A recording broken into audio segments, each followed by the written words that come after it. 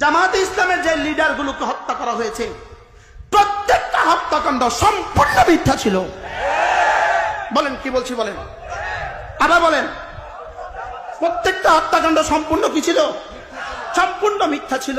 প্রত্যেকটা ফাঁসি সম্পূর্ণ মিথ্যা ছিল। বলেন প্রত্যেকটা ফাঁসি কি ছিল? বলেন, নারাজ হবেন না তো। প্রত্যেকটা ফাঁসি মিথ্যা ছিল, প্রত্যেকটা হত্যা মিথ্যা ছিল, প্রত্যেকটা জেল মিথ্যা ছিল।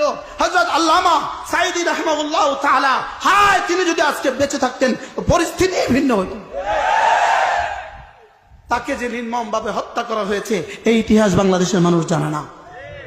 এই ইতিহাস বাংলাদেশের মানুষ কি জানে না?